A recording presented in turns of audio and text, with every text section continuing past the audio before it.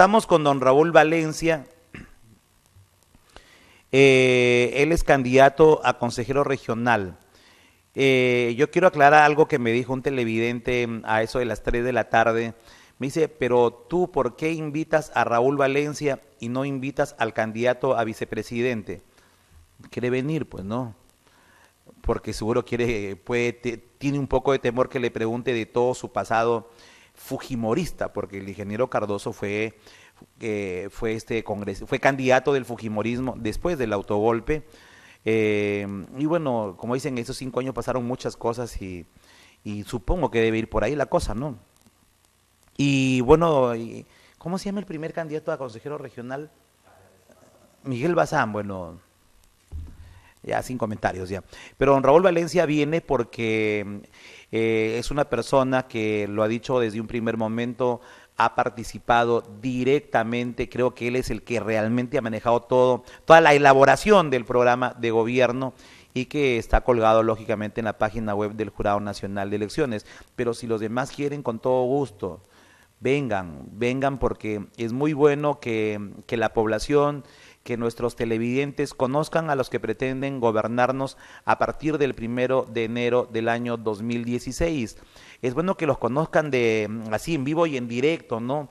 Y también por lo menos les conozcan sus voces, porque, por ejemplo, hay casos de mucha gente que postula, no les conocen, pero ni sus voces. Y esto pasa, ojo, en todos los partidos políticos, en todos los partidos políticos. ¿Alguien conoce al vicepresidente del Partido Humanista, a los candidatos a consejeros del Partido Humanista, el mismo partido aprista? ¿Alguien lo ha escuchado a Díaz Periche? No, sería bueno que hablen, ¿no? Y si bajamos por el fujimorismo, Maritza Mocarro habló un día, ahora sí están desaparecidos del mapa, no hablan. Entonces digo yo, ¿cómo pretenden ganar si no son capaces de explicarles cuál es la propuesta de solución a los problemas que por supuesto todos los conocemos? Don Raúl Valencia está con nosotros. Don Raúl, ¿cómo le va? Bienvenido, muy buenas tardes. Luis Felipe, muchas gracias por la oportunidad de decirte que efectivamente pues nosotros hemos definido un plan de gobierno que naturalmente se vienen explicando en los diferentes medios de comunicación con Humberto, el ingeniero Francisco Cardoso, quien te habla, y otros Pero no dirigentes. Nada, don Raúl. Por ejemplo, Humberto, en vez de explicar, más bien confunde las cosas, ¿no? No, yo creo que diríamos él viene respondiendo a todas las naturales preocupaciones que desde la prensa acuciosa, pues obviamente le tienen, diríamos, preguntas especiales. El único que le pasa la mano, le pasa la franela, no por algo le dicen Jabón Bolívar. ¿Sabía que le dice a Pepe Vázquez, le dicen Jabón Bolívar? Es Pepe Vázquez, sí, él es el único. Pero insisto, los candidatos tienen que ir y hablar, ojo, el mismo idioma, porque hay algunos de un solo partido que dicen de un problema, la solución es la alternativa A. Ese mismo grupo, el otro candidato que es consejero, que se dice que la solución es la alternativa B, así tampoco no es, pues todos tienen que hablar el mismo idioma, ¿no le parece? Sí, no, yo totalmente de acuerdo, ¿no? El plan de gobierno es uno solo, y en el caso de Alianza para el Progreso creo que todos hablamos el mismo idioma y con honestidad creo que tú has tenido la oportunidad de hablar con Humberto, intercambiar puntos de vista, algunos coincidentes, otros divergentes, pero bueno, eso es realmente, diríamos, una prensa que ayuda realmente a, diríamos, esclarecer algunos puntos. Capaz no nos pongamos de acuerdo, pero lo más importante es que se dé el espacio, la oportunidad para intercambiar puntos de vista. Lo más importante es que no siempre vamos a estar todos de acuerdo. Pero es correcto. El tema es que justamente la presencia de los candidatos ayuden a presentar las propuestas de solución, porque al final el problema es uno solo. Hoy, por ejemplo, vamos a hablar de la pobreza en Lambayeque. El problema es uno solo. Lo que queremos conocer es cuál es el cómo lo van a hacer, ¿no? Exacto. El cómo y con quiénes van a intentar solucionar este problema. Y seguramente cada partido y cada agrupación independiente tendrá su propuesta. Exacto. Y lógicamente la propuesta de Alianza para el Progreso no será igual a la propuesta del Partido Humanista, y la del Partido Humanista no será igual ni a la de APP ni a la del APRA. O sea, cada propuesta es distinta, digamos, en cómo lo proponen, ¿no? Lo importante es que haya propuestas. Claro, lo importante es que haya Lo más triste es que elijan cuando no existe ninguna propuesta. Totalmente. Ahí estamos fregados, ¿no? Ahí absolutamente completamente de acuerdo contigo, porque creo que efectivamente estos momentos, digamos, preelectorales tienen que servirnos a los partidos políticos y a quienes, como yo, naturalmente aspiran a un cargo público, pues obviamente decirle a la población qué pensamos de la pobreza y cómo debemos nosotros enfrentar, digamos, una solución que naturalmente no se ha generado hace 3 ni 4 años, claro, sino tiene décadas. Ahora, en el caso suyo, yo le decía al televidente, yo sí, más allá de eso, le digo, el señor Valencia, yo lo conozco hace un par de años, es más, yo públicamente he dicho que él debió ser candidato a la alcaldía de Chiclayo, pero bueno, no pasó, ya no se puede hacer nada. Pero a mí me da mucho gusto cuando alguien que llega a Chiclayo, más allá del grupo por el cual participe, tiene la intención de, primero, al aceptar ser candidato, dice muy bien soy candidato, pero al mismo tiempo tengo la responsabilidad de salir, de exponer, de discutir las alternativas de solución, porque hay muchos que dicen ya acepto ser candidato, don Raúl, y se quedan callados en todos los idiomas, y eso no es hacer política, no es hacer política. Lo que queremos que en Lambayeque es que se haga política. Claro, yo creo que el silencio y los golpes bajos es el mejor síntoma de la falta de conocimientos, de la falta de propuestas, de la falta de visión, de la falta de proyectos. Entonces, evidentemente es muy cierto lo que dices tú, que naturalmente cuando alguien como yo o alguien que aspira, digamos, a un cargo mayor como alcalde, presidente regional, no viene acá y expone, no se preocupa por realmente llegar con información, diríamos, responsable a los electores, naturalmente pues se genera un manto de duda, de incertidumbre, que no ayuda evidentemente a elevar, digamos, el nivel político, que esa es realmente mi mayor preocupación. Entonces, por política hemos mal entendido los golpes arteros, bajos, sucios, que evidentemente lo único que han hecho es, diría yo, traerse abajo. Una cosa es, ojo, también cuando hablemos de golpes, una cosa es el golpe artero, que puede ser a través de una contracampaña, a través de un pasquín, a través por ejemplo, la vez pasada me quisieron comprar 1 hora en este canal para meterse directamente con la vía privada. Por ejemplo, ahí Cornejo le digo, un momentito, el hecho que yo tenga un punto de vista discrepante con el señor Cornejo, yo no voy a vender 1 hora para que lo ataquen de manera miserable. Eso es ético. Esos son golpes bajos. Para mí eso es ético, claro, es moral. Es distinto a tener, por ejemplo, yo no estoy de acuerdo con muchas cosas que se ha hecho en este gobierno regional y que yo se lo he dicho a Humberto. Ese no es un golpe bajo, en todo caso, eso es ser sincero. Eso es enfrentar, digamos, percepciones, ¿no?, contra otras percepciones. ¿Y que eso será política? Y eso es correcto, eso está muy bien, porque probablemente yo no esté muy de acuerdo con todos los puntos de vista tuyos, pero eso no significa que es parte de la democracia. Es correcto. Lo que no me pueden decir aquí es que atacamos de manera miserable y sistemática inventando casos, punto. Eso sí que no, por eso incluso cuando han presentado este pedido para que lo retiren del proceso electoral, digo, un momentito, yo solo pregunté, y porque han utilizado el video de este canal, y le digo, yo no tengo la culpa. Al final, yo se lo decía en la mañana, quien va a decidir natural, es el jurado. Los abogados de APP, los abogados o el abogado de APP a quien va a tener que convencer es el señor presidente del jurado, y seguramente a favor o en contra esto terminará, miren, lamentablemente en Lima. Increíble. Bueno, hablemos de los problemas de Lambayeque. Lambayeque lamentablemente es una región que no tiene canon minero, no tenemos esa gran posibilidad que lo tiene La Libertad, que lo tiene Ancash, que lo tiene Piura, de Cusco, tener canon minero, por lo tanto no tenemos demasiado presupuesto para invertir en obras. Cierto. Ahora, la consecuencia de todo eso son muchas cosas, pues no, muchas cosas. Y tenemos una región, la verdad, con pobreza y con una agobiante extrema pobreza. Sobre el tema de esa extrema pobreza, ¿ustedes qué están proponiendo? ¿De qué manera reducir esa extrema pobreza? Y yo siempre lo recalco, don Raúl Valencia, que no solo le encontramos en Incahuasi y Cañaris, porque cada vez que hablan de extrema, Cañaris, en Cañaris y en Incahuasi la gente siembra su yuca, siembra su maíz y tiene que comer, y hay programas además asistencialistas. La pobreza más espantosa la encontramos en las zonas periféricas de ciudades como Chiclayo, Leonardo Ortiz y La Victoria. Sobre esto, ¿qué está proponiendo, dígame, en su plan de gobierno APP? Bueno, a ver, si me permites un poco, este es el momento para hablar con números, y siempre he dicho que la mejor manera de exponer es poniendo los números por delante, porque nos van a ayudar un poco a centrarnos, ¿no es cierto? Entonces, el mapa de pobreza en nuestra región evidentemente tiene una serie de indicadores, pero primero, el nivel de población en nuestra región aproximadamente es de 1.300.000 habitantes, más o menos, ¿no?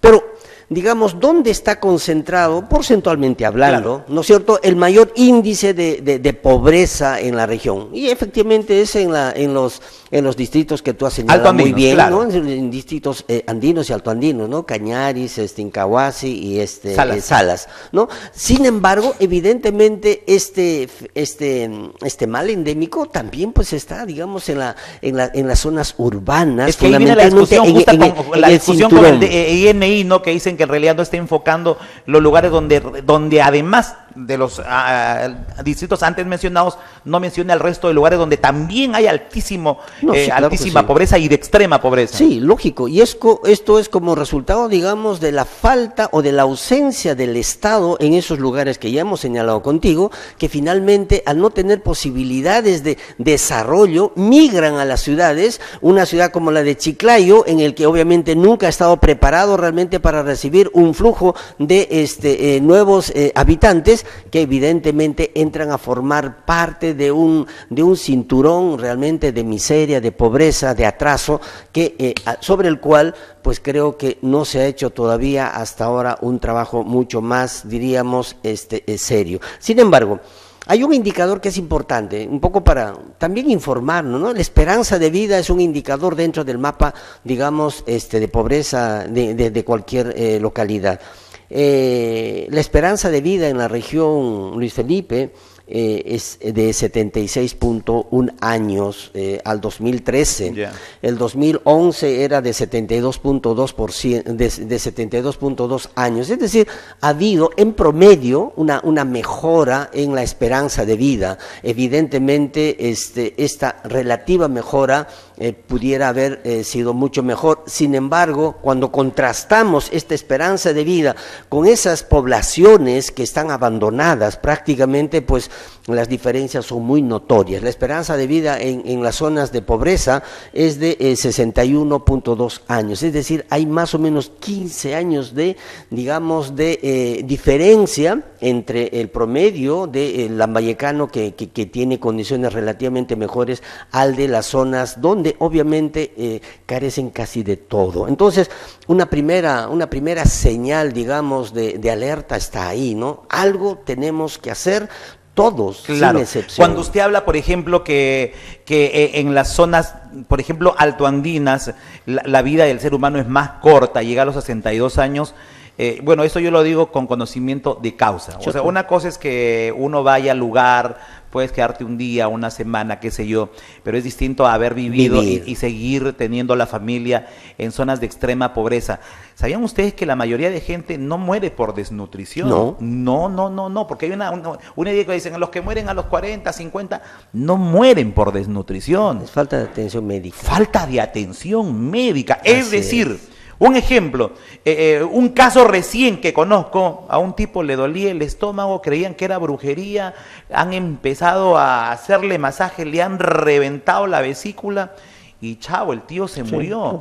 Pero sin embargo, si hubiera tenido una posta médica con todos los adelantos de ley, o en todo caso un poco de conocimiento para que sea trasladado hasta Chiclayo, seguramente se salvaba la vida a ese hombre que no llegaba ni a los 45 años de edad. Claro, pero a eso añádele la falta de vías de comunicación, claro, del que vamos al final por eso, también, o sea, ¿no? Miren cómo es un todo. O sea, es un engranaje, ¿no? No murió de hambre, no, murió por el tema...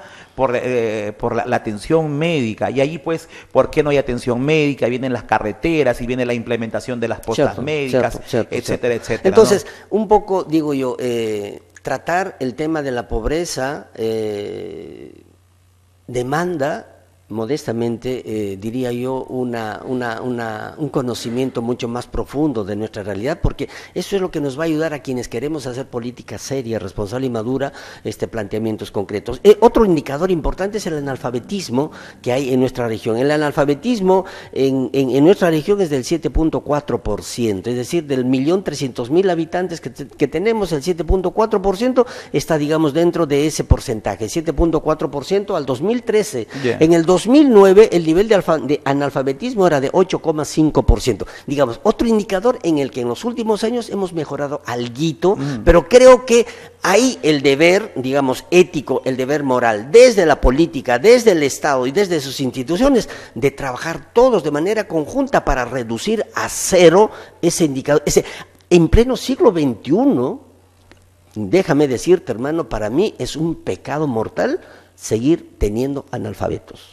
Es un pecado mortal. Algo tenemos que hacer, digo yo, una vez más, al margen de, diríamos, el color político que nos pueda por ahora diferenciar. Yo creo que esto va a terminar el 5 de octubre. A partir del 6 de octubre deberíamos realmente de conjuncionar esfuerzos para entrar de lleno a atacar y eliminar este mal endémico. No puede ser posible que en el siglo XXI todavía nosotros sigamos conviviendo con 7.5% de peruanos, lambayecanos, ¿no? Sumidos en un manto de cuando hablamos del analfabetismo, una vez más ingresamos. En alfabetismo solamente dicen, no, están por allá. No, acá también está. Me contó Marco Cardoso hace unos días que fue a un pueblo joven de Leonardo Ortiz y le dice, ¿y usted quién es? Pero no lees acá mi nombre. No, es que yo no sé leer ni escribir. Resulta que era una pareja que tenía el papá aproximadamente 25 años y la mamá 23 años. No estamos hablando de gente que está arriba de los 60 años, estamos hablando de jóvenes que están todavía en la base 2. Cierto. Entonces, eso no se puede permitir, porque la muestra más triste que puede haber en una ciudad, en una región, es ver gente analfabeta, porque la gente analfabeta sí está sumida y condenada a vivir no en pobreza, en extrema pobreza. Y es ahí lo que, por ejemplo, ahí sí la gente, y con razón me pregunta acá, pero en todo caso, ¿qué hicieron durante 4 años? Ahora, ¿cómo creer que en los próximos 4 años sí va a haber una lucha frontal contra el analfabetismo? Y aquí viene el tema, ¿no? Dicen, porque además Humberto viene del tema de un rubro vinculado a la educación. Entonces, puntualmente, ¿qué se va a proponer hacer aquí en la lucha contra el analfabetismo? Al margen de lo que, con razón comentan los televidentes. Pero no, me parece justo la inquietud del televidente, pero estoy diciendo, o sea, en el año 2009 el analfabetismo era del 8,5, años después es del 7,4, es decir, ha habido una relativa mejora. De repente pudo haber sido mejor. Es probable, pero creo que algo tenemos que seguir haciendo, diría yo, no solamente desde el gobierno o desde la política, sino desde, digamos, la sociedad civil. ¿Qué cosa planteamos nosotros? Ahí viene el planteamiento. Nosotros, y explicamos en una entrevista anterior, Luis Felipe, tenemos el nuevo proyecto educativo regional. El nuevo proyecto educativo regional que ya está oleado y sacramentado, listo para entrar en aplicación a partir del año 2015, que naturalmente va a cambiar toda la historia de la educación básica regular en nuestra región, así como evidentemente en Moquegua, ¿no? Hoy día, pues, es un paradigma, diríamos, un espejo en el cual todos nos deberíamos de mirar, ¿no es cierto? Entonces, pero ¿cómo lo hicieron ellos? Efectivamente, es de la misma manera en que nosotros vamos a atacar en los próximos 4 años, y vuelvo a reiterar, ¿no? Cuando yo conversé con el presidente del gobierno regional de Moquegua, le dije qué es lo que estábamos pensando hacer y qué teníamos. Y él me dijo, señor Valencia, lo primero que ustedes deberían de tener es el plan el nuevo plan de educación regional. Le dije, ya lo tenemos, aquí está, yo lo tenía en la mano. Me dijo, este documento ha sido la base sobre el cual vino todo el cambio en estos 4 años que yo, voy a cumplir al frente del gobierno regional. Y obviamente la propuesta y la apuesta desde Alianza para el Progreso es ya la implementación de este instrumento. Claro. O sea, ¿fue usted quien conversó con Vizcarra? Sí, así es. Yo conversé personalmente. En todo caso, yo tengo toda la razón cuando digo que este gobierno regional ha tenido 4 años, y en 4 años, o sea, hay que ser realistas. En 4 años no se hizo nada en este campo. Tanto como nada, yo creo que es un extremo. Yo sí te diría, nada. Es que tenemos que aprender a reconocer desde nuestra posición crítica. Pero reconocer, don Raúl, ¿qué? Reconocer que se ha tenido a un montón de funcionarios ineptos e incapaces. Tanto es el extremo que no debemos ir a Incahuasi, porque, ojo, yo le escuché a Vizcarra decir lo siguiente: cuando él ganó la presidencia dijo, voy a hacer de Moquegua una región con educación vinculada al siglo XXI, pero cuando llegó se encontró con una triste realidad, que primero dijo, ¿saben qué? Antes de llegar a la educación del siglo XXI me tengo que ubicar en el siglo XX, y tenemos que empezar fundamentalmente de cero, es decir, implementación, infraestructura de los colegios. Decía, por ejemplo, ¿cómo puedo llevar computadoras cuando en los colegios, por ejemplo, no habían baños, ¿no? Así es, no. Y eso, por ejemplo, en 4 años, con ciertas excepciones, es poco lo que se ha hecho. Claro. En educación, durante los 3 años y medio de gestión de Humberto, se han invertido 178 millones de soles en infraestructura. Se han invertido en infraestructura. Esto significa haber generado condiciones básicas, ¿no? Luz, agua, desagüe en muchos planteles o centros educativos. Pero sin embargo, las necesidades son tan grandes, Luis Felipe, son tan grandes que, créeme, con honestidad y con mucha firmeza te digo, no va a ser 4 años suficientes ni 8 años suficientes para cambiar un drama como el que nosotros tenemos, máxime cuando tú al inicio de esta entrevista has dicho algo muy cierto. Lambayeque, a diferencia de Moquegua, no tienen canon minero, hermano mío, no tienen. Entonces, eso es lo que yo le quería decir. ¿Qué pasa, hermano? Tenemos un poco que, diría yo, reconocer, ¿no es cierto?, con mucha objetividad, que hay limitaciones presupuestales que obviamente Moquegua no los ha enfrentado. Pero hay que reconocer también, don Raúl, que por ejemplo el próximo año nos van a bajar el presupuesto para inversión en Lambayeque, porque como el Perú ha bajado, el crecimiento ha bajado, de hecho también va a bajar la cantidad de dinero que viene a la región. Pero usted me dice, a partir del 1 de enero se pone en funcionamiento este nuevo plan de... Sí, eso es cierto. Pero sin embargo, en estos momentos, y yo se lo he preguntado a los congresistas de la República la semana pasada, si de verdad existe una pelea para buscar presupuestos para obras de infraestructura en educación, en salud, en carreteras, me dice Luis Felipe, no hay mucho que decir. No hay mucho que decir. Yo no sé cómo se puede estar hablando de grandes cosas en infraestructura cuando aquí en el MEP no se mueve un dedo.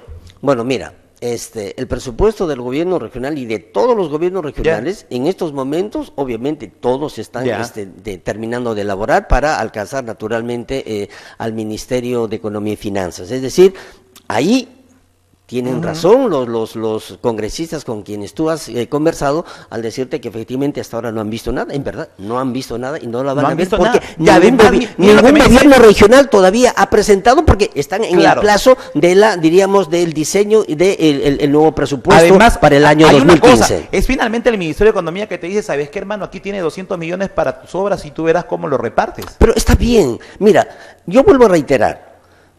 Una de las virtudes, creo yo, aun cuando hay veces no se quiere reconocer, de Humberto, es su capacidad de gestión. No, eso sí no le reconozco, Raúl. No, eso sí no le reconozco. Yo le digo una cosa. Mire, por ejemplo, la implementación del hospital de Lambayeque, que fueron como 70 millones, fue una gestión, don Raúl, de los 5 congresistas de Lambayeque, de los 5. De los 5, yo conozco toditita la historia, absolutamente toda la historia, porque Humberto estaba asustado, no sabía dónde ir. Fue gestión de los 5 congresistas. Pero mira, pero que no venga a decir que fue gestión. Claro, es el presidente regional, tienen que hacerlo con él, pero esa implementación se logró gracias a la labor de 5 congresistas de Lambayeque, incluido Martín Rivas Teixeira. Pero yo te digo una cosa, ¿no? O sea, vuelvo a reiterar, ¿no? Pueda que efectivamente tengamos una opinión muy definida respecto de ese tema, pero yo te digo una cosa, el presidente regional, quien quiera que sea, ¿no?, tiene que tener también la habilidad, que obviamente no se quiere reconocer tampoco, de poder un poco conjugar con, digamos, los representantes en el Congreso para que con ellos de manera conjunta o qué sé yo, y llegar también al presidente para poder haber logrado esos 74 millones que pusieron, digamos, o que viabilizaron la implementación del hospital regional. Ahora, la puesta en operatividad, ¿no?, ha significado también otro esfuerzo. Vuelvo a reiterar. Pero es lo único, pero es lo más fácil, pues lo más pero fácil. Pero no, es que no es lo más fácil. Claro. Porque mira, tú tienes el hospital del niño, ¿no? ¿No es cierto? No, ese es por cuestión política, ya, no pero lo ponen operativa. Igualito, por una cuestión política. Por una cuestión un tema de gestión. Al final, hermano, es un tema de gestión. Pero es su responsabilidad, está bien, Raúl, pero está bien. Es su responsabilidad. O sea, como responsabilidad, creo yo, digamos, desde el punto que estamos evaluando, Humberto ha hecho su papel. No ha sido el único. Claro. O sea, en lo que yo tampoco puedo fácilmente, digamos, conciliar es en que se diga que Humberto no hizo nada. Lo hicieron otros, o sea, ha estado pintado en la pared durante 4 años. Yo creo que don Raúl, es un pero exceso, dígame obras hermano. emblemáticas, mire, el Paseo Yortuque y la prolongación Bolognesi, y el alcalde dice, yo le tuve que dar las obras porque el dinero que estaba en el gobierno regional lo iban a regresar al mes porque no lo habían gastado, entonces él le entrega las obras. Ya, otras obras, la carretera Monsefú, Chiclayo, don Raúl, no es gestión pues de Humberto, no es gestión de Humberto pero mira, Acuña. El hospital regional tampoco es gestión de Acuña, es gestión de Yehude. Villahermosa, de igual manera, dígame una obra emblemática del presidente Acuña, don Raúl. Hermano mío, mencióneme una que ellos la hayan gestionado. Pero hay proyectos, o sea, lo que tenemos que entender dentro de nuestras diferencias, que hay proyectos, hermano, que van a trascender a una gestión y a otra gestión, ¿no? Don Raúl, son dígame una obra que en adelante, a partir del 2015, sea trascendente para la Lambayeque. Dígame una. La que va a ser trascendente. Una. A partir del 2015. Una, sí. Pero bueno, pues hermano, ahí tenemos... obra ejecutada en este periodo y que va a ser trascendente a partir del 2015 o a partir de su inauguración. Dígame una. Pero yo te digo, ya, digamos, el famoso... Don Raúl, el famoso... Está bien, pues el famoso Paseo de Yortuque que digamos... No, ese no es trascendente, esa es una obra municipal. Una obra que acaba de demostrar el decano que tiene un montón de observaciones y que la aceptó el mismo señor Carbonell, no sé cómo se apellida. El autor de este proyecto. Esa no es una obra trascendente, don Raúl. Es que depende, hermano. Vuelvo a reiterar, ¿no es cierto? Si nosotros vamos a ver la magnificencia, digamos, de las obras por muchos millones, que a buena hora fuera, pues obviamente hay poblados como don los Raúl, que nunca han tenido ni agua, ni desagüe, ni luz, a quienes... Para pequeños proyectos, pequeños proyectos, hermano, pero hábleme de una obra de impacto regional o algo que tenga un impacto regional en salud, en educación, en infraestructura. Don Raúl, no lo tenemos. Hermano mío, yo te vuelvo a reiterar una vez más. Tienes, o sea, la continuación. ¿De qué? No se quiere reconocer. Ya, tienes, hermano, la segunda etapa del proyecto Olmos. No, la obra de irrigación. Las tierras nada más. No, pero todo el sistema de irrigación son 270 millones de dólares de inversión. Mire, porque pero ni siquiera aquí eso. Los lambayecanos debemos agradecerle el proyecto Olmos, es al presidente Toledo que tomó la decisión política de hacer Olmos. Esa era su responsabilidad, digamos, como jefe de Estado. Que no lo iba a hacer, ¿eh? No, está bien, que pero no lo iba a hacer. Lo hizo y él probablemente alguna vez, ¿no? La historia recogerá por Lambayeque que gracias a la decisión política del presidente de ese entonces pudo iniciarse una y los obra que vienen, lo único que tienen que hacer es darle continuidad. Esa es la chamba de los que siguen. Pero eso es gestión, hermano. Pero yo le pregunto a alguien, eso es gestión. Perdón, vender las tierras es una gestión, no le encontró hecho y fue y vendió tierras, nada más. Y lo del proyecto de la central hidroeléctrica que ya prácticamente tiene financiamiento, tampoco es, digamos, nada de gestión. Están todavía esperanzados en lo que ven en el presupuesto del año 2015. Mira, hoy día he estado justamente en la mañana en la Cámara de Comercio. Conferencia de Odebrecht. Y entonces ahí, de manera tácita, he dicho que en el segundo semestre del próximo año es realidad. Pero bueno, yo vuelvo a reiterar, ¿no es cierto?, y te lo digo de buena gana, hermano, o sea, de buena gana. Hay muchas cosas que evidentemente no habrán nacido conmigo, pero que por mi responsabilidad política, ¿no es cierto?, mi responsabilidad ética y moral es darle continuidad, no importando en qué momento nació ni con quién nació. Perfecto. Por eso voy a decir, estas son obras que le ha dado continuidad. Cuando yo le pregunto, dígame una sola obra que en su gestión se haya gestado, se haya ejecutado y que ya se haya entregado. Pero bueno, yo creo que ahí no la tenemos. Pero está bien, vuelvo a reiterar, una vez más, aquí se han encontrado muchas obras importantes en proceso de ejecución que finalmente hoy día ya están prácticamente... Como la avenida Chiclayo. Pero bueno, eso de la avenida Chiclayo, por ejemplo, ¿no es cierto?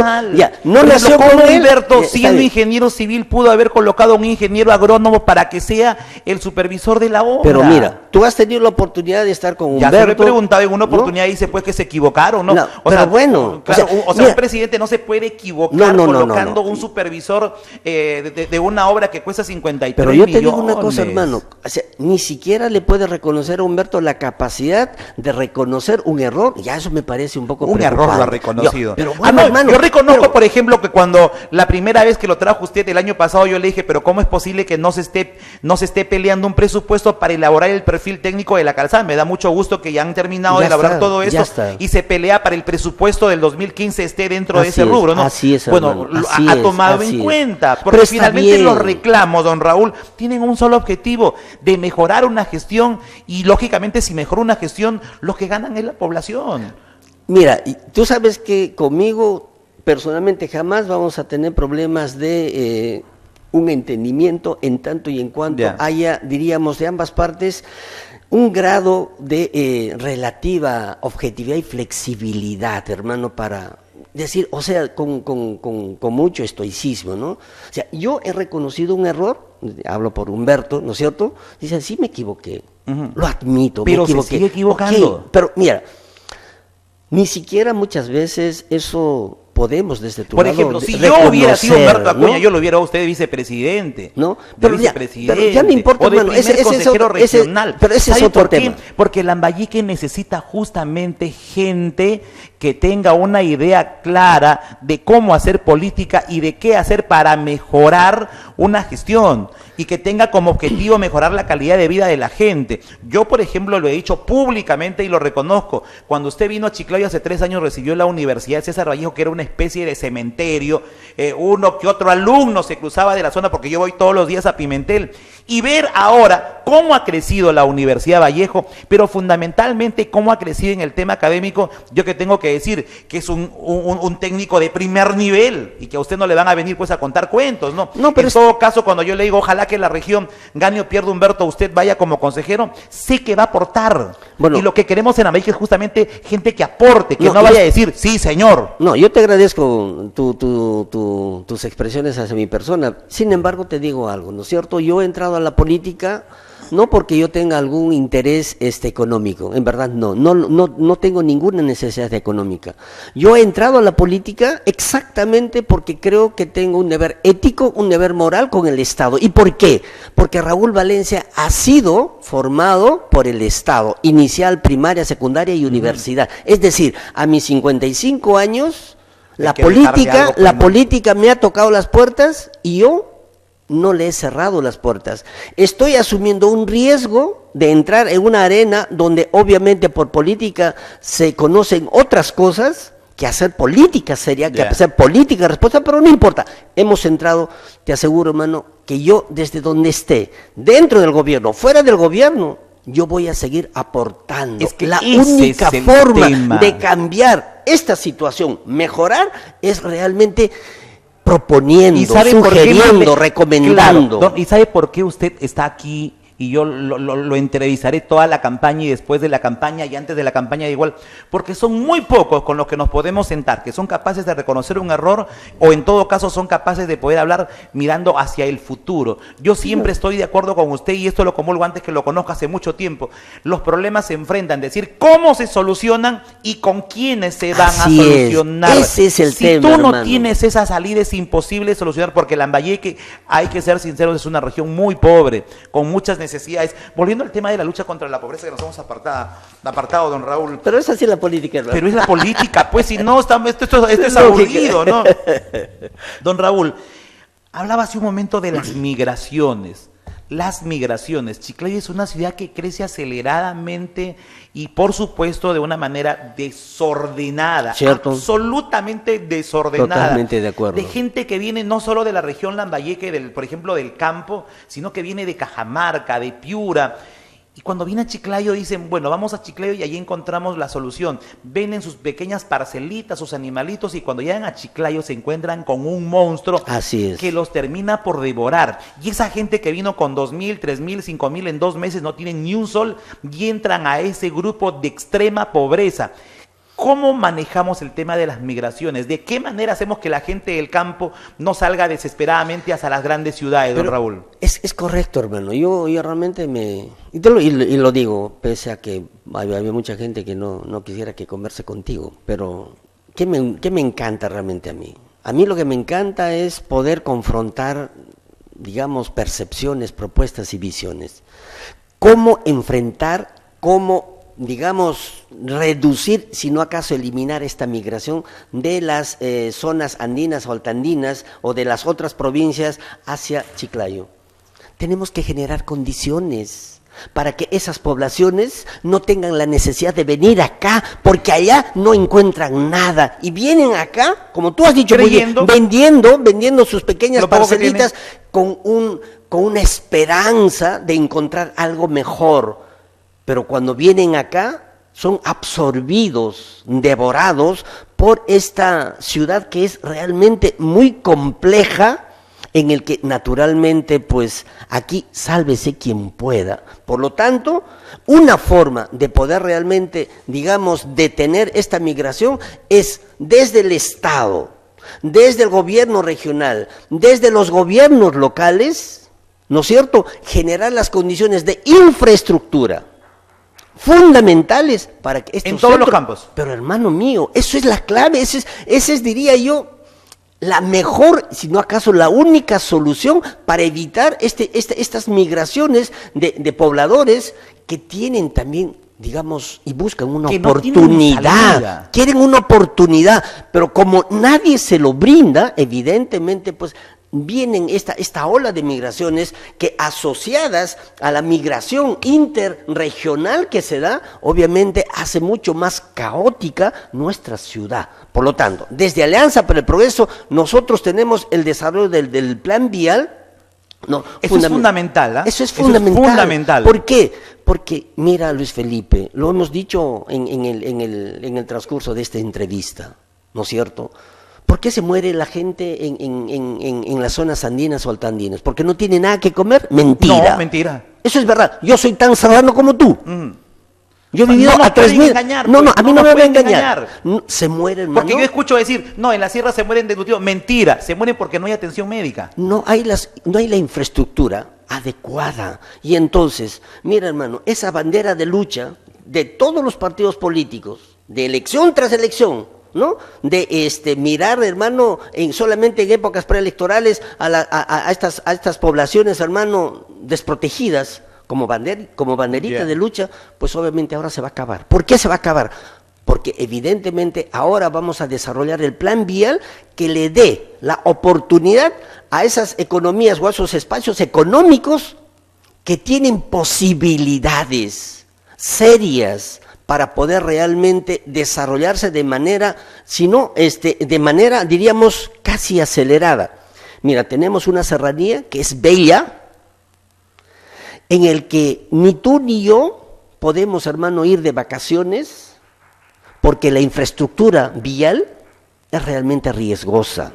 Porque no tenemos lugares, espacios, digamos, o centros de hospedaje razonablemente adecuados para poder, digamos, disfrutar. Turismo. Es decir, no hay las condiciones. Entonces, ¿qué es lo que tenemos que hacer? Crear esas condiciones. Entonces, para eso tenemos el plan vial, ¿no? En el eje andino, en el que vamos a invertir 150 millones de soles, ¿no?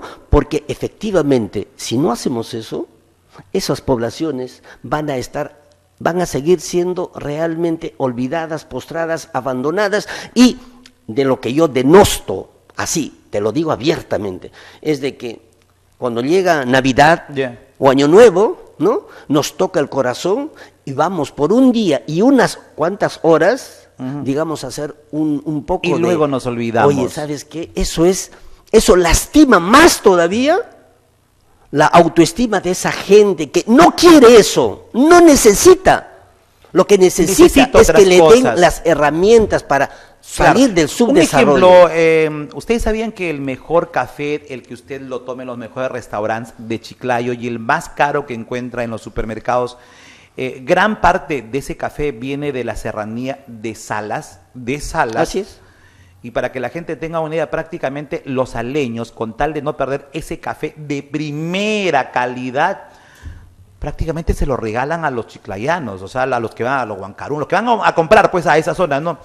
¿Y por qué lo regalan? Porque no hay carretera. Así es. Entonces, mucha de esa gente, bueno, vende sus pequeñas parcelas de café y se viene pues a vivir a la ciudad, ya saben en qué terminamos, ¿no? Así es. Entonces, ¿por qué no hacer que esa agricultura de subsistencia se sea convierta rentable, en una agricultura rentable? rentable? Porque mire, una cosa es salir desesperadamente de un caserío a la ciudad en busca de una posibilidad de trabajo, y otra cosa es, por ejemplo, lo que hicieron mis padres, sacarse la chochoca trabajando en el campo y tú te vas a estudiar a Chiclayo. Son dos migraciones totalmente distintas. totalmente. Unos desesperados por tratar de sobrevivir y otros que hemos salido porque hemos querido o porque quisieron nuestros padres que estudiemos. Son dos situaciones diferentes y yo creo que debemos agregarle eso, porque el problema de los que se dedican a la venta del café en Salas es el problema de los que, por ejemplo, siembran granadilla en Cañaris y la caja o el ciento de granadillas, $1 el ciento. ¿Y cuánto lo venden aquí en el supermercado Metro? $1, una granadilla. Así es. Entonces, ¿eso es justo? No es justo. No pues, es. No Entonces, es justo.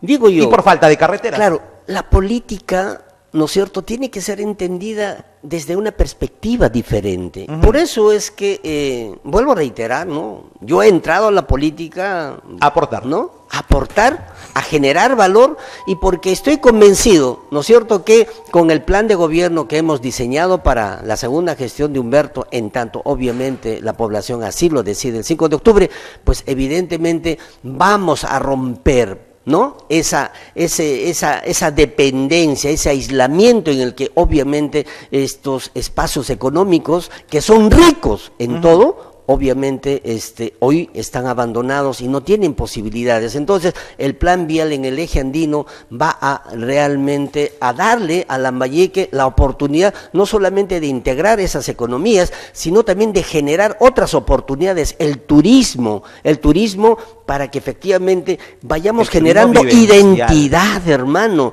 Esas zonas andinas y altoandinas tienen historia, tienen tradición, tienen cultura, tienen una riqueza que obviamente al no conocer, al no ir, porque no hay las condiciones, evidentemente, hermano, vamos creciendo en las ciudades sin identidad, sin raíz, hermano. Eso es lamentable, pero ya no sigamos lamentándonos. ¿Cuál es la propuesta? ¿Cómo luchamos contra la pobreza? Y lo estoy diciendo desde Alianza para el Progreso, es efectivamente generar las condiciones de infraestructura. Si no hacemos eso, estamos reventados. Muy bien. Saludos a Incahuasi, Cañaris, me acaban de escribir, gracias. Incahuasi, Cañaris, señores, son de las zonas extraordinarias donde debería haber cualquier cantidad de turismo. Cierto. Son de las pocas zonas del Perú que mantienen sus tradiciones, no de hace 5, 10, ni 20, ni 30. Así es, hermano. Hablemos de tradiciones que vienen desde la época de los incas. Son milenarias. Claro. Son milenarias que lamentablemente las estamos perdiendo. Por favor, quien gane la elección, porque el 5 de octubre la gente elegirá, no sabemos, ganará Humberto Acuña, ganará Becerril, ganará Valverde. Quien gane, lo que sí estoy seguro que usted va a ser consejero regional, estoy seguro. Por favor, ayudemos a estas zonas con infraestructura para darle vida a la agricultura, al comercio. Una cosa está vinculada con la otra, al turismo. Cierto. Hay mucha gente que de vez en cuando vamos a la Quipampa a comer nuestras truchas, ¿no? Pero ¿cuántos pueden? Pocos. Somos los que vamos a esa zona. ¿Y por qué no van? Porque la carretera es un adefesio, pues. No, pues es correcto, es una desgracia completa. Y cuando hablamos de plan vial, hablemos no solo de hacer trochas carrozales, hablemos de pistas. No, exacto. Estamos hablando de pistas. Y te pido unos segundos. Este plan de gobierno, ¿no?, que ha sido obviamente desarrollado por todo un equipo, no por Raúl Valencia, sino por todo un equipo, pues obviamente ha estado también involucrado y con mucha honestidad Humberto Acuña y Francisco Cardoso. No, es que usted los jala, pues, don Raúl. No, tampoco es así, hermano, no. Yo agradezco la simpatía que me tienes, pero tampoco es cierto, hermano, tampoco es cierto, tampoco es cierto.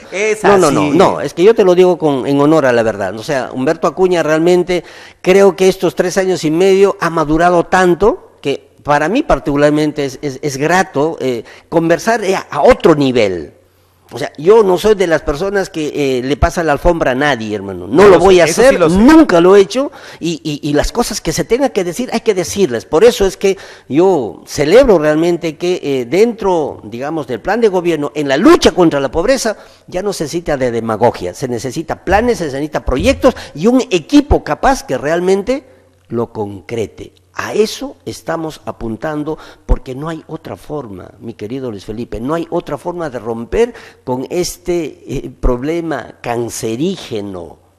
Y eso depende no solamente de quien gane las elecciones, depende de todos nosotros. Yo creo que la civilidad tiene que hacer un alto y romper con esa indiferencia, con ese pasivismo en el que actualmente en la ciudad, ¿no es cierto?, nosotros seguimos conviviendo. Por lo tanto, el tema de la lucha contra la pobreza es seguir mejorando los indicadores en salud, seguir reduciendo las brechas de pobreza, de extrema pobreza, que a decir verdad, de acuerdo a las estadísticas oficiales, la extrema pobreza en la región es del 4.1%, a diferencia del año 2009. Es lo que dice el INI, pero bueno, yo creo que si nos limitamos a la realidad es distinta. Pero yo creo, la pobreza, ¿no? Que está, digamos, por encima de una vida de $2 por encima diarios, está en un indicador que no es todo bueno. O sea, el que vive pobre gana más de $2. Así,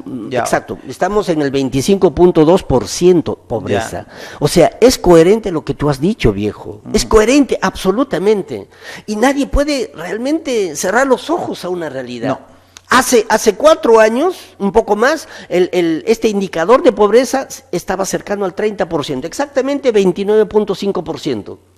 Hoy, 2013, estamos en el 25.2%. Algo hemos reducido, pero sigue siendo un indicador pero el gran preocupante. Problema es que quienes viven en pobreza o salen de extrema pobreza y pasan a pobreza puede ser a veces momentáneamente. Pero también. Entonces, por ejemplo, cuando se habla de generación, ¿por qué no generamos para que esta gente tenga un empleo, pero no un empleo temporal, un empleo definitivo? Porque hay mucha gente de extrema pobreza que encuentra trabajo por 1, 2 o 3 meses, gana un poquito más, ya salió de la extrema pobreza, pero los 3 meses regresa otra vez a su situación. Bueno, eso es cierto, o sea, hay una migración, ¿no?, de un lado hacia otro, claro, porque no es muy estable, pero efectivamente, ¿de qué se trata? De ir generando condiciones para que efectivamente esos indicadores vayan reduciéndose, y eso no se va a hacer, hermano, hablando más o hablando menos, sino planteando programas concretos con proyectos, y ahí tienes el terminal marítimo que va a ayudar realmente a mejorar toda la situación regional. Esa es otra conversación de 1 hora por lo menos. Pero es correcto, sí. Pero ahí también, digamos, en perspectiva, miremos, tenemos la ampliación del aeropuerto internacional que también obviamente tiene, digamos, un efecto multiplicador. Reubicarlo en Morrope. Yo no entiendo cómo aquí no se ha peleado para reubicar ese aeropuerto que está ubicado prácticamente en medio de la población. Bueno, eso es cierto. Por Dios. Pero bueno, quienes vivimos al frente del aeropuerto, señores, es una locura completa, es una locura, no se puede ni siquiera dormir tranquilo. Pero eso solamente pasa en el Perú. Ahí, por ejemplo, a Humberto se le fue, y se le fue a Yehude Simón, y se le fue a quienes han gobernado Lambayeque. ¿Por qué, señores, no descongestionar la ciudad y haber peleado para llevar el aeropuerto hacia Morrope, que tiene absolutamente todas las condiciones? Pero no, acá que vengan a invertir, ¿qué importa? Que quede en medio de la ciudad. Pero bueno, definitivamente, digamos, algo parecido sucedió en una primera etapa en Cusco, de donde yo vengo, ¿no es cierto? Se hizo el aeropuerto, primero estaba casi en el centro de la ciudad, se le trasladó un poquitito por más allá, la ciudad siguió creciendo, pero bueno, habían estas naturalmente críticas. Pero hoy día tienes el aeropuerto internacional en construcción en la zona de Chincheros, a 35 kilómetros del Cusco, ¿no? Con una empresa coreana. En espacios mucho más grandes. Pero es natural, Por ejemplo, el espacio donde queda el aeropuerto acá en Chiclayo es un espacio muy pequeño, muy reducido. O sea, si aspiramos a convertir a Chiclayo y por ende a la región en una región competitiva, que tiene el proyecto Olmos, que viene la calzada, que vienen las delicias, que viene el terminal marítimo de Puerto Eten, tenemos que pensar en un gran aeropuerto, y el terreno que tenemos no da para un gran aeropuerto. Pero de repente, no mira, hermano, yo por la experiencia modesta que tengo, capaz hay que ir quemando etapas. Capaz, hermano, pues, y creo que en nuestro caso es lo que debe de estar sucediendo. Yo le digo una cosa, aquí ya se quemó esa etapa, pues ya hemos, y eso lo vengo diciendo como pero yo te digo, mira, ya debemos reubicar ese aeropuerto. La decisión política ya ha sido tomada, el inversor pues, ya está ahí, hermano, son 361 millones que va a significar la inversión del aeropuerto internacional. De repente nos durará pues 10 años, 15 años, 20 años, pero con toda seguridad ese aeropuerto va a tener que migrar a otro sitio. Entre tanto, en poco tiempo, Claro, entre tanto digo yo, ¿no es cierto?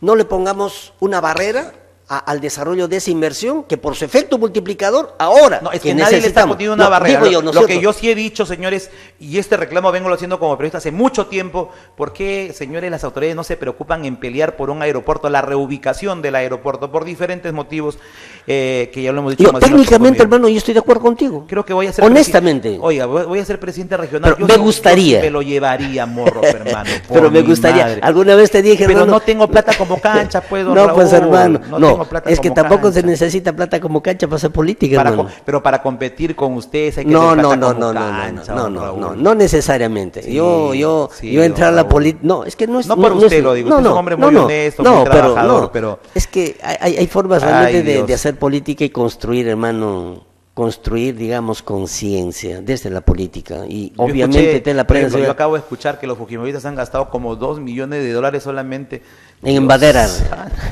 Estamos hablando de millones, ¿no? Pero don Raúl, muchas gracias. Hermano mío, gracias. Un gusto tenerlo por acá. No, de igual manera, reiterarte una vez más mi agradecimiento personal por darnos la oportunidad. Acá, por darnos la oportunidad, hermano, de conversar sobre temas, no solamente de ayer, sino del presente, sino sobre todo del futuro. Y no le haga caso a esa gente de APP que dice, ¿por qué te vienes a este canal? No, hermano, no, por favor. Yo ya soy más grande, ya estoy grandecito, hermano.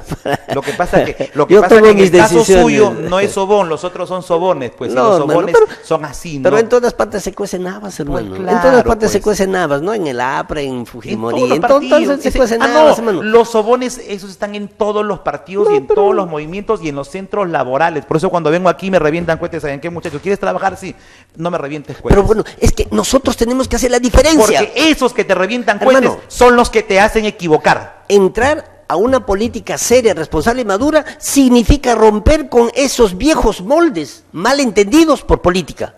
Yo ahí no voy concilio. Si usted fuera, digamos, candidato a la presidencia regional, en prima lo votaría Juan Pablo Horna, Guillermo Segura.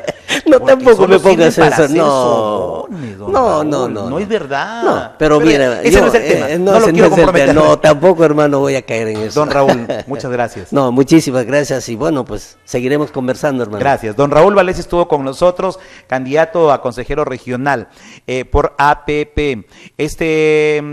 Acá me pregunta, invítalo a Miguel Bazán, pero si Miguel Bazán no habló cuando fue candidato la primera vez por Beto Torres y fue regidor por Beto Torres. Miguel Bazán fue regidor de Beto Torres, de Beto Torres. No habló cuando fue candidato a consejero regional, no habló siendo consejero regional, menos va a hablar ahora, ¿no? Don Raúl Valencia, muchas gracias, que le vaya bien. Vamos a una pausa y luego regresamos con una interesante entrevista con don Lucas Rodríguez. Es inentendible lo que pasa en los partidos. Miren ustedes, a este hombre que vino con ganas, con propuestas serias, coherentes. Yo recién lo voy a conocer en estos momentos. Lucas, no, es mi pata el alma. No, nos hemos conocido. Lo conozco a su hermano, sí. Nos hemos conocido en Trujillo, hemos compartido alguna experiencia muy bonita en la Caja Municipal de Trujillo. Mire usted. Y bueno, él era, o creo que sigue siendo, parte del directorio de la Caja Municipal de Trujillo, cuando yo también era parte del directorio. Y en verdad es un tipo de primera línea. Yo le tengo mucho cariño, mucho respeto. El hombre viene a aportar. Y al final no sé quién hizo una trampa ahí, en Acción Popular lo sacaron, para poner a un tipo que no me acuerdo ni cómo diablo se llama, ni cómo se apellida, que no es ni chicha ni limonada, no sale a hacer campaña, no recorre ninguna calle, no asiste a ningún medio de comunicación. Digo, ¿para qué diablos postulan, don Raúl, si no van a hacer por lo menos, o van a tener por lo menos la idea de ir a un medio de comunicación, a una entrevista? Increíble, ¿no? Deberían quedarse en sus casas. Bueno, pues, pero estamos en Lambayeque. No, qué bien. Don Lucas viene luego de la pausa. No, gracias, don Raúl. Gracias, muy amable. Vamos a una pausa y volvemos.